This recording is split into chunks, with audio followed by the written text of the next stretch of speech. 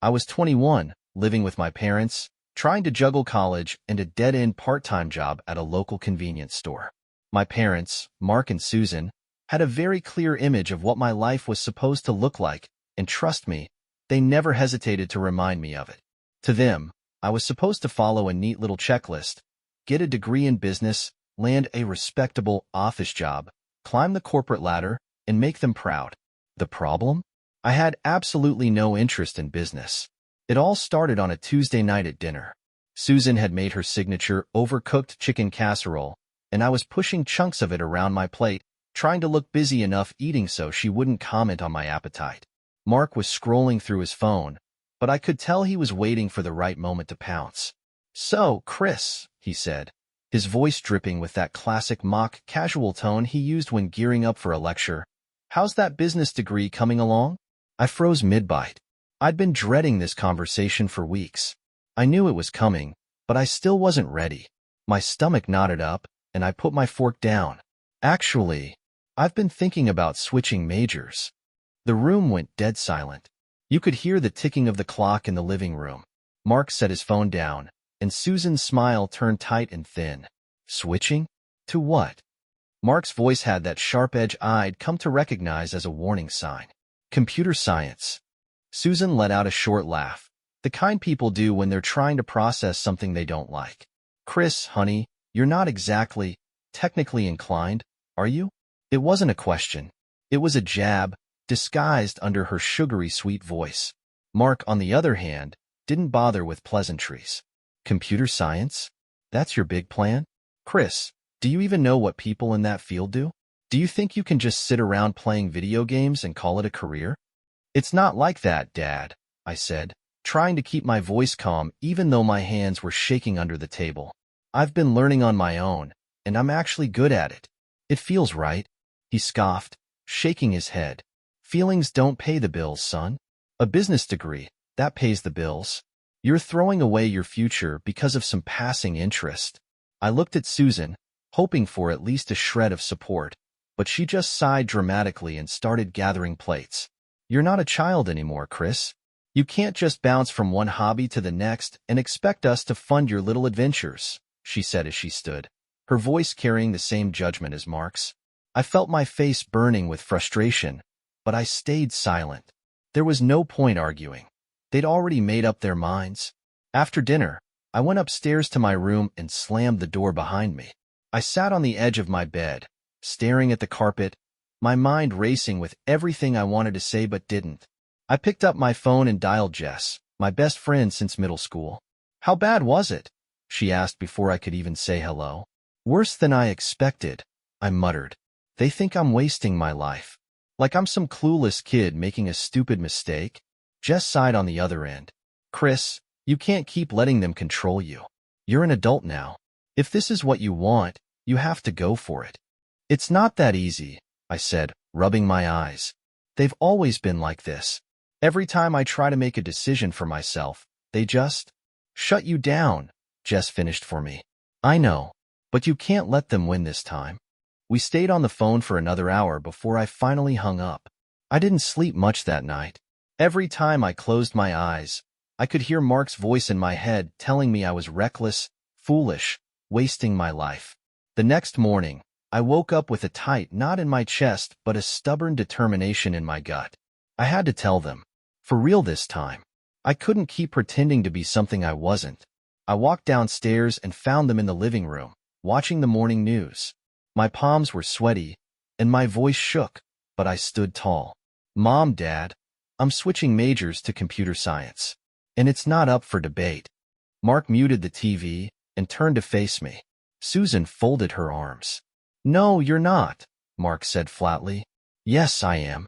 I've thought about this a lot, and this is what I want. I'm an adult now, and this is my choice." For a brief second, I thought they might actually listen to me. But then Susan stood up, her face cold and unreadable. "Fine. If you're such an adult, then you can start acting like one. Pack your things. You've got 24 hours to leave." I felt like the floor had just been pulled out from under me. I stared at her, my mouth hanging open, trying to process what she just said. "What?" "You heard your mother," Mark said. You want to make your own decisions? Fine. But you'll do it under your own roof, not ours. I stumbled back upstairs, my mind spinning. Were they serious? They couldn't actually mean this. But as I started throwing clothes into a duffel bag, it hit me. They were dead serious. I called Jess again. My voice was shaking so hard I could barely get the words out.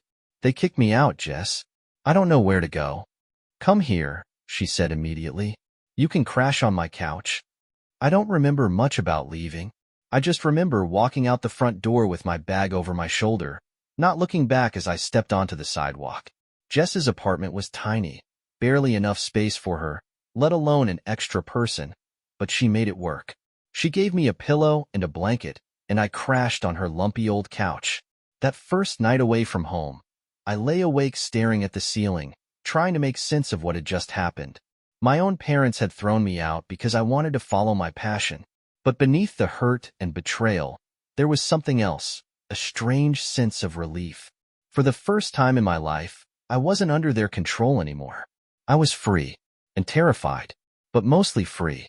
Living on Jess's couch felt like being stuck in some limbo between freedom and total failure. Her apartment was small, a cramped one-bedroom with a couch that felt more like a pile of rocks covered in fabric. But it was better than sleeping on the street, and for that, I was grateful. Jess didn't complain, even though I knew having me there was probably driving her nuts. Every morning, I'd wake up to the sound of her coffee machine sputtering and the faint smell of burnt toast. She'd hand me a mug of coffee, give me a tired smile, and say something like, "You'll figure this out, Chris." I know you will. But I wasn't so sure. My part-time job at the convenience store barely covered my share of groceries, let alone anything that resembled rent. Every paycheck disappeared as soon as it hit my account, and I couldn't shake the gnawing fear that Jess would eventually run out of patience and ask me to leave. I spent hours scrolling through job boards, sending out resumes, and getting nothing but automated rejection emails in return. College was out of the question. Tuition was expensive, and without my parents backing me, I didn't stand a chance. I tried to tell myself I'd go back someday, that this was just a temporary setback, but every day that passed made it feel less and less likely. The nights were the worst. Lying on that squeaky couch, staring at the ceiling fan spinning lazily above me, I'd replay every argument with my parents in my head. I'd think about all the ways I could have handled things differently. Maybe if I'd stayed quieter, been less stubborn, or found some way to convince them I wasn't throwing my life away.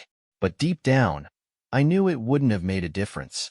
They'd already made up their minds about me long before that final fight. After about 2 weeks of living like that, Jess sat me down one night.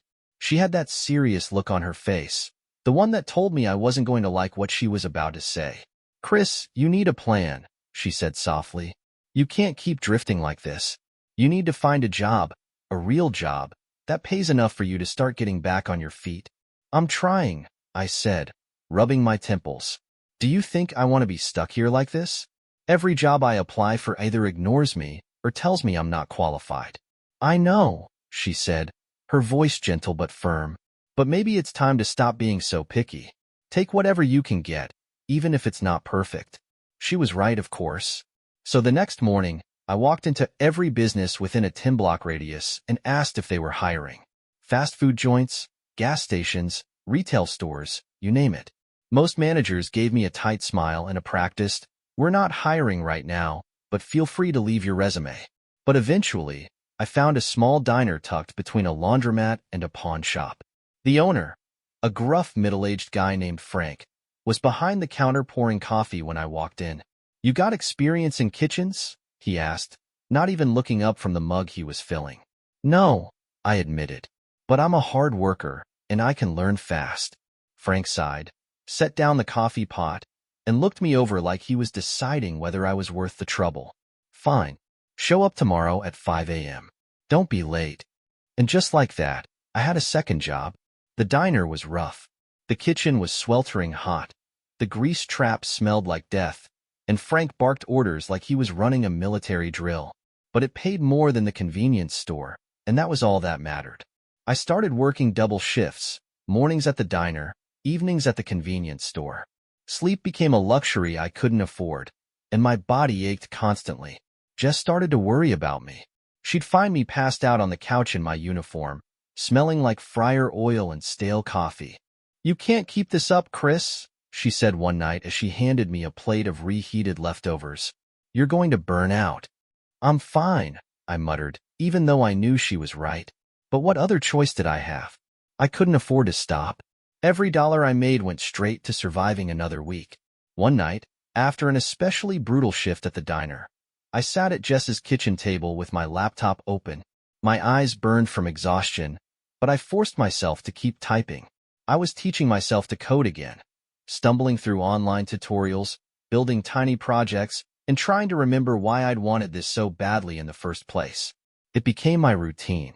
Work all day, code all night.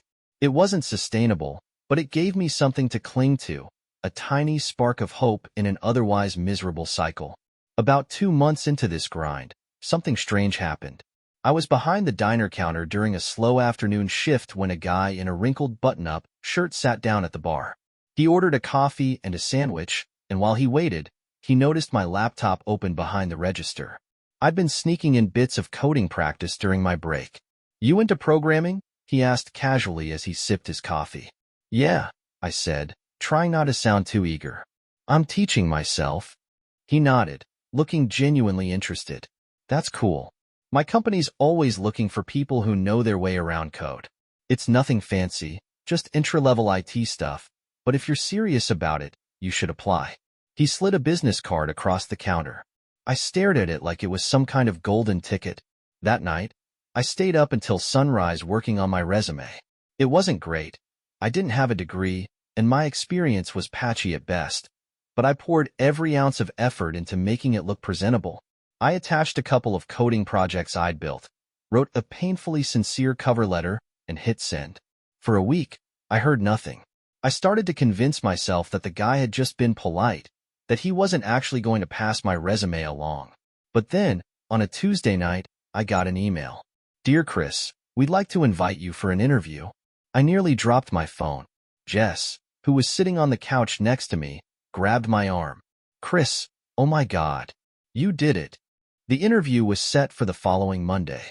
I borrowed a clean shirt from Jess's boyfriend, rehearsed my answers in the bathroom mirror, and tried not to let the nerves eat me alive. When I walked into that tiny office for the interview, I felt completely out of place. Everyone there seemed so professional, but I answered their questions as honestly as I could. I showed them the little projects I'd built, explained what I'd been teaching myself, and tried to prove that I wasn't just some kid messing around on a laptop. At the end of the interview, the hiring manager, an older woman named Sandra, looked at me and said, "You've got potential, Chris. We'll be in touch."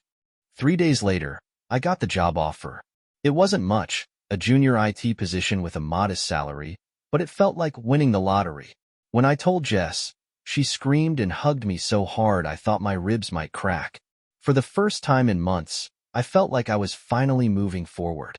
I wasn't just surviving anymore. I was building something. And that tiny spark of hope? It was finally starting to catch fire. Starting that IT job felt like stepping into an entirely different universe. The office was small, a modest tech startup housed in a renovated brick building downtown. My cubicle was barely big enough to fit a desk and chair, but to me, it felt like a palace compared to the diner's grease-coated counters and the fluorescent-lit aisles of the convenience store. I was surrounded by people who actually spoke my language. Terms like debugging and runtime errors bounced around conversations, and for once, I didn't feel out of place. The first few weeks were overwhelming. I didn't have a degree, and I was acutely aware of how green the first was compared to everyone else. My supervisor, a sharp-eyed guy named Eric, didn't sugarcoat anything. "If you don't know something," Chris asked, "don't guess and screw it up. We don't have time for guesswork." His tone was blunt, but not unkind. I respected him for that. I spent hours every night reading documentation, watching tutorials, and practicing new coding techniques. I wasn't just trying to keep up. I was trying to prove to myself that I deserved to be there. Every time I managed to solve a problem, no matter how small, it felt like a tiny victory. But the pay? It wasn't great. Entry-level in a small startup didn't exactly mean rolling in cash, and my financial situation was still a disaster. I was still crashing on Jess's couch, still tossing most of my paycheck into groceries and a fraction of her rent. The job might have been better, but I wasn't out of the woods yet. One night, after a particularly frustrating day where I'd spent 6 hours tracking down a bug that turned out to be a single misplaced comma, I collapsed onto the couch with my head in my hands. Jess walked in, holding 2 beers, and handed me one before sitting across from me. "You okay?" she asked softly. I let out a long breath. "I don't know. I feel like I'm running on fumes. Like I'm working so hard, and it's just not enough." She tilted her head. "Chris, you just started. You're already doing more than most people in your position. Give yourself a break." I nodded, but her words didn't quite sink in. I couldn't shake the feeling that I was perpetually one mistake away from losing everything I'd fought so hard to build. A few weeks later, Eric pulled me aside after a team meeting. "Chris, you've been making progress, but I need you to stop playing it so safe. You're doing your tasks, sure, but you're not taking any risks. You need to step up if you want to grow here." I felt like I'd been punched in the gut. Was I messing up? Was I not good enough? But then I realized he wasn't criticizing me. He was pushing me. And he was right. I was terrified of screwing up, so I'd been sticking to the basics, avoiding anything that felt too challenging. That night, I stayed late at the office. The place was nearly empty, just the hum of servers and the faint flicker of monitor screens. I pulled up a complex issue one of the senior developers had been struggling with, a tangled mess of legacy code that no one wanted to touch. I didn't know if I could fix it, but I dove in anyway. Hours passed. I lost track of time, my eyes stinging from staring at the screen for so long. When I finally cracked it, when the program ran without crashing, I let out a shaky laugh, the kind that comes out when relief and exhaustion hit you all at once. Eric found me the next morning, slumped over my keyboard with an empty energy drink can beside me. "You solved it?" he asked, looking at the screen. "Yeah," I said, my voice hoarse from lack of sleep. He studied the code, nodded, and clapped me on the shoulder. "Good work, Chris. That was impressive." That was the first time I felt like I really belonged there. But even with the small wins at work, my living situation was still gnawing at me. Jess never complained. Not once. But I couldn't shake the guilt of taking up space in her tiny apartment. Every time I handed her a portion of my paycheck, it felt like throwing a pebble into a bottomless pit. One Friday afternoon, as I was packing up my things at the office, Eric stopped by my desk. "Hey, Chris, you still working that diner job on weekends?" "Yeah," I said, embarrassed to admit it. He frowned. "You're doing good work here, but you're burning yourself out. You should focus on this job. It'll pay off more in the long run." I wanted to believe him, but focusing on one job felt impossible when my bank account was hovering dangerously close to zero every month. That weekend at the diner, I was flipping burgers and refilling coffee mugs when my phone buzzed in my pocket. It was an email notification from the startup. My stomach dropped. I thought maybe I'd screwed something up, that I was about to be fired. But when I opened it, my heart nearly stopped. "We've decided to increase your salary based on your recent contributions. Keep up the great work."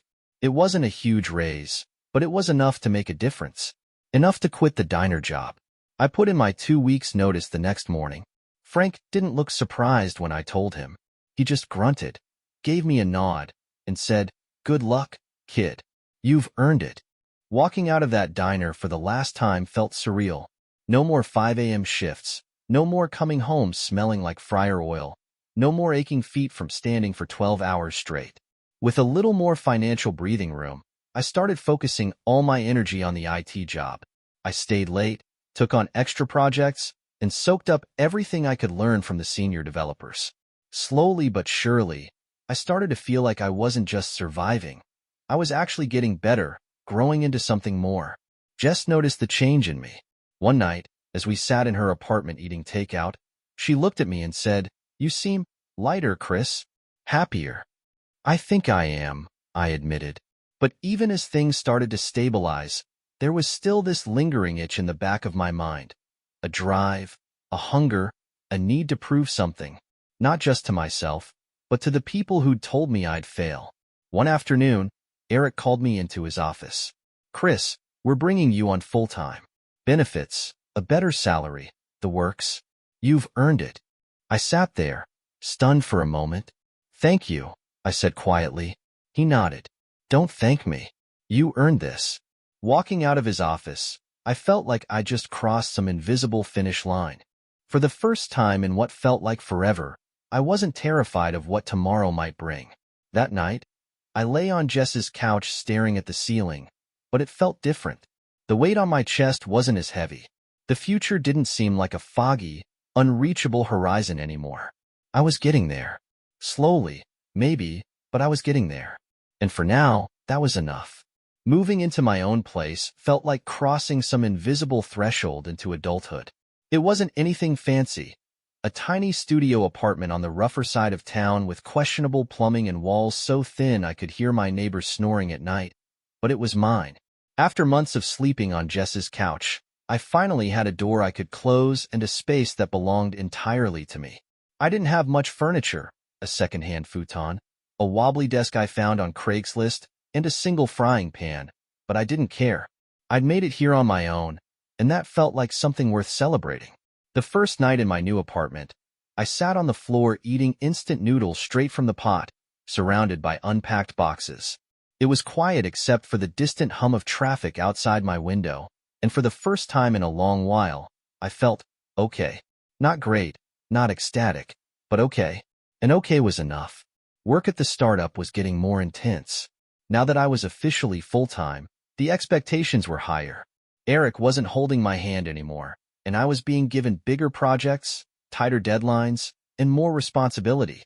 Some days felt like I was drowning under the weight of it all, but I kept my head down and pushed through.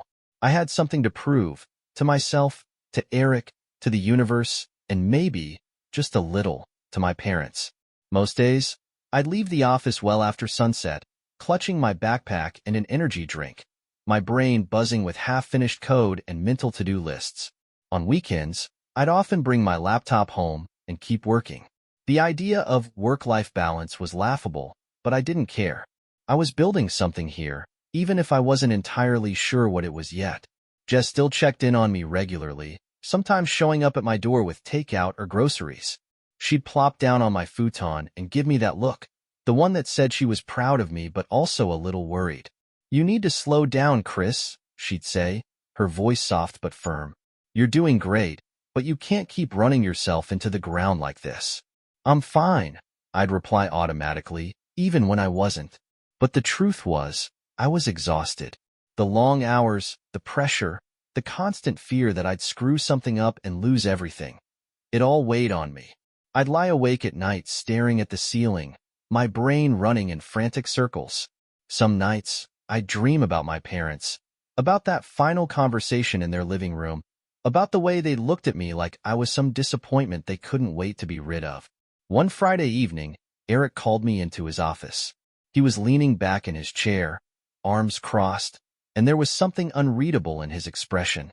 "Chris, sit down," he said, gesturing to the chair across from him. I sat, feeling a knot tighten in my stomach. Was I about to get fired? Had I screwed something up? "You've been doing solid work," he said after a moment. "Better than I expected, honestly. But I've noticed something. You're holding back?" My eyebrows shot up. "Holding back? I'm doing everything I can. You're doing the tasks I give you, yeah, and you're doing them well. But you're not stepping outside your comfort zone. You're not taking risks. You've got potential, Chris, but you're playing it safe." His words hit me like a gut punch. He wasn't wrong. I'd been so afraid of making a mistake, of failing and ending up back where I started, that I'd been sticking to the safest path possible. "Look," he continued, his voice softer now, "I'm not trying to knock you down.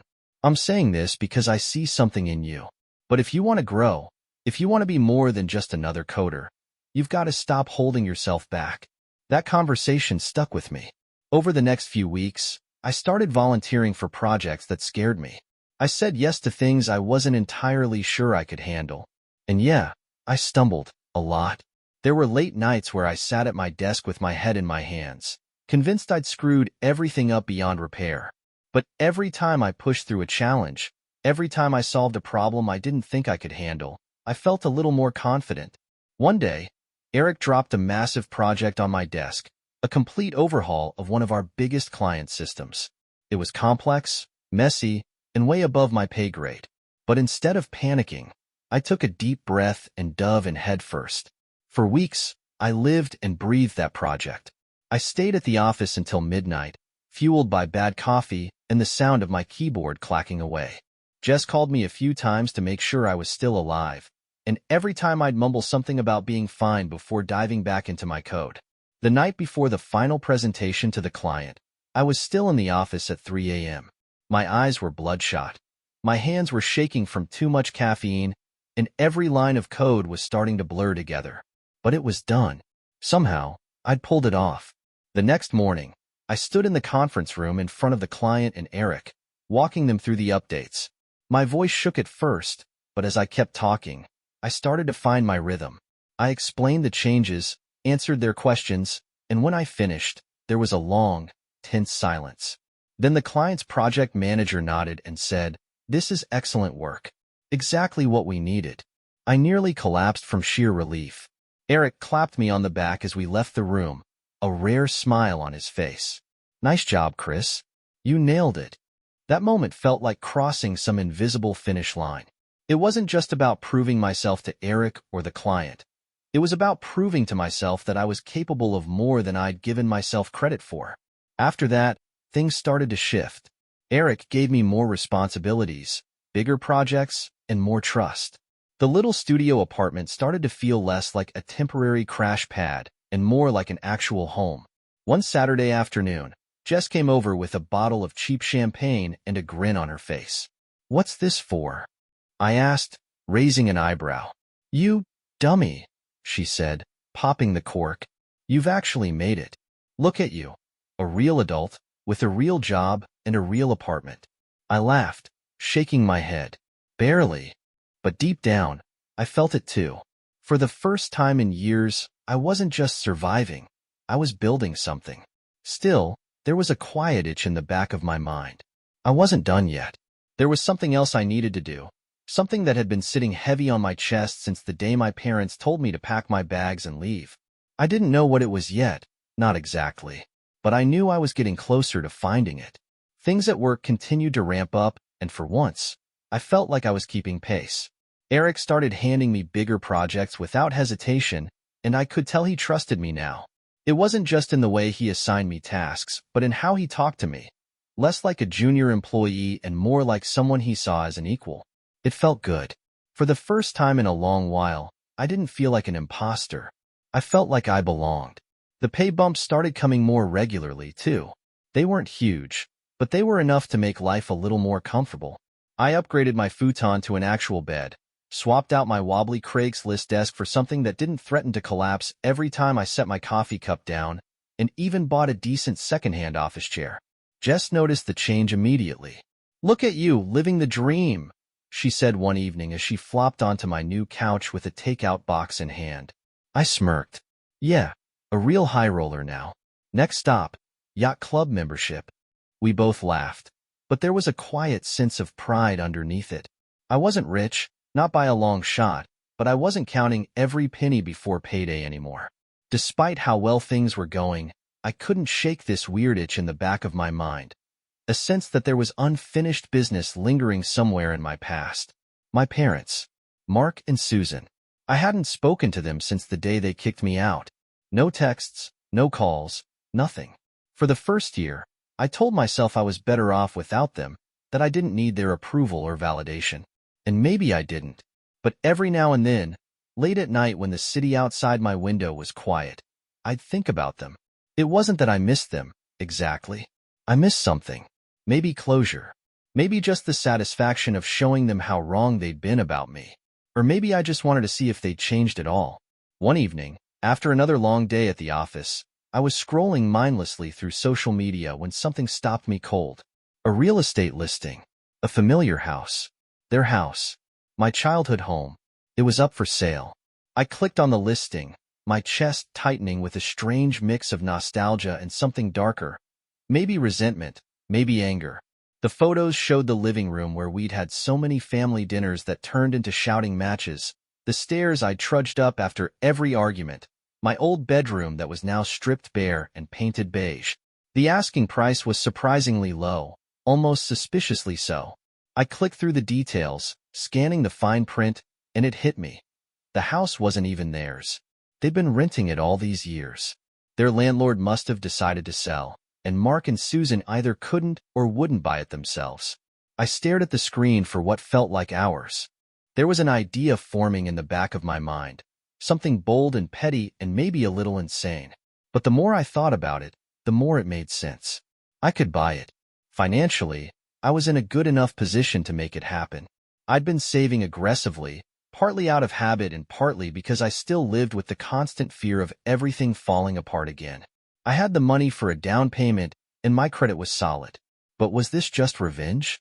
Was I really about to sink this much money into something just to prove a point? I closed my laptop and tried to sleep that night, but the idea gnawed at me until sunrise. By the time the city started waking up, I had made up my mind. The next day, I contacted a real estate agent. The process moved faster than I expected.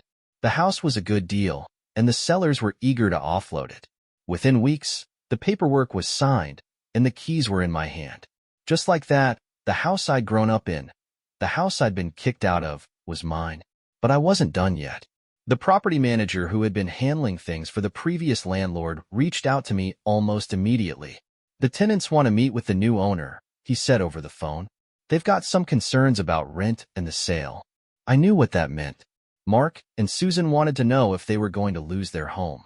The day of the meeting, I pulled up to the house in my slightly dented sedan and parked in the driveway. It felt surreal standing in front of that door again. I knocked, and after a moment, it creaked open. My dad stood in the doorway. He looked older, more tired than I remembered. His hair was grayer, and his shoulders were hunched. He squinted at me for a moment, and I could tell he didn't recognize me right away. Can I help you?" he asked. I kept my voice calm, even though my heart was racing. "Yeah, I'm the new owner. I believe we have a meeting scheduled." He blinked, his mouth slightly open, as realization dawned on his face. "Chris." "Hey, Dad." Behind him, my mom appeared in the hallway. Her hand went to her mouth as she gasped. "Chris, what are you doing here?" I stepped inside, feeling a chill run down my spine as I looked around. It was all so familiar, yet it felt foreign now, like stepping into a faded photograph. "I own the house now," I said simply. They both stared at me, speechless. My dad's face turned red, and my mom's eyes welled with tears. "But why?" "Why would you?" she started, but I cut her off. "I'm not here for revenge," I said firmly. "But let's talk about the rent." Their faces fell. "I'm raising it," I continued, "significantly. The market value has gone up, and I'm not running a charity." My dad's voice cracked as he spoke. "Chris, we can't afford that." "You know we can't." "That's not really my problem, is it?" I said, my voice sharp but steady. My mom tried to plead with me, her voice shaking, but I couldn't let myself soften. They had made their choice years ago when they told me to pack my things and leave. I left them with the paperwork and told them they had 30 days to decide whether they'd stay or go. Driving away from that house, I expected to feel triumphant, to feel some grand sense of justice or satisfaction. But all I felt was empty. The truth hit me like a punch to the gut. No amount of money, no ownership of property, and no increase in rent could fix what was broken between us. They'd made their choices, and now I'd made mine. As I pulled into the parking lot of my apartment building, I realized something important. I wasn't doing this for them anymore. I wasn't even doing it for revenge. I was doing it for me, to close a chapter that had been left hanging open for far too long. The weeks after I confronted my parents in that house felt strange. There was no rush of victory, no satisfying sense of revenge, just an odd emptiness that sat in my chest like a heavy stone. I kept waiting for the moment where I'd feel justified, where I'd think, yeah, they deserve that. But it never came. Mark and Susan didn't contact me.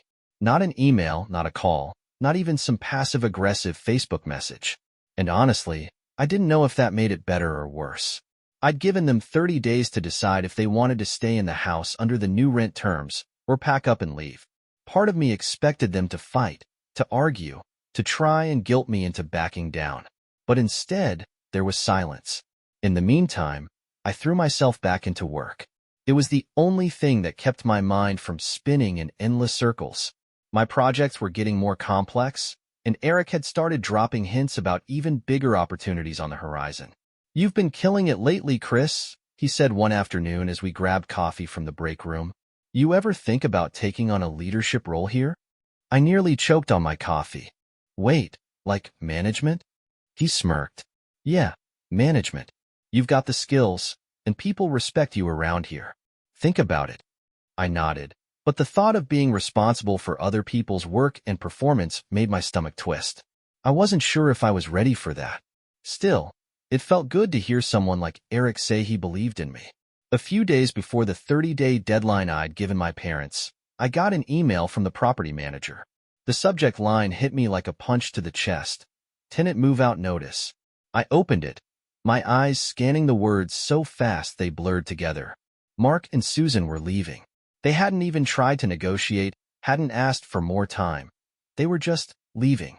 For the first time in years, I felt something crack deep inside me. I'd spent so long imagining this moment, thinking about how it would feel to have the upper hand, to be the one in control. But now that it was here, it just felt hollow. That weekend, I drove back to the house. It was the first time I'd been there since the confrontation, and seeing it again felt surreal. The driveway was empty, and the curtains were drawn shut. I unlocked the front door and stepped inside.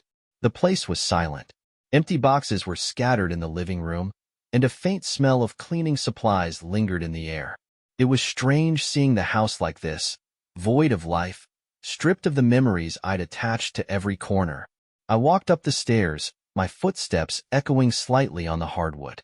My old bedroom door was open, and I stepped inside. The walls were bare, the carpet worn down in spots where my desk chair had once sat. In the closet, I found a box labeled Chris's stuff. Inside were remnants of my childhood. Old school projects, a baseball glove I hadn't touched in years, a few crumpled photos. One of them was of me at maybe 10 years old, standing between Mark and Susan at a family barbecue. We were all smiling. For a moment, it felt like looking at strangers.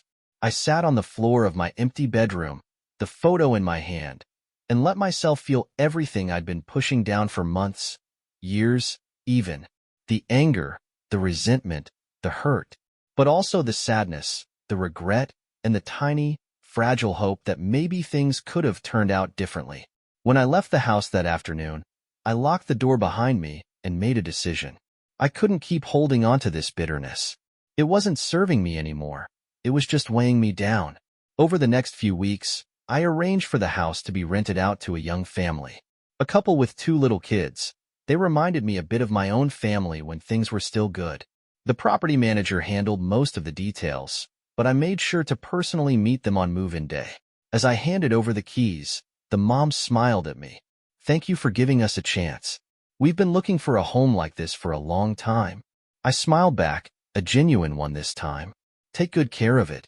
Driving back to my apartment, I felt lighter, like I'd finally let go of something I'd been carrying for far too long. At work, things continued to grow. Eric officially offered me a management position, and after a lot of hesitation, I said yes.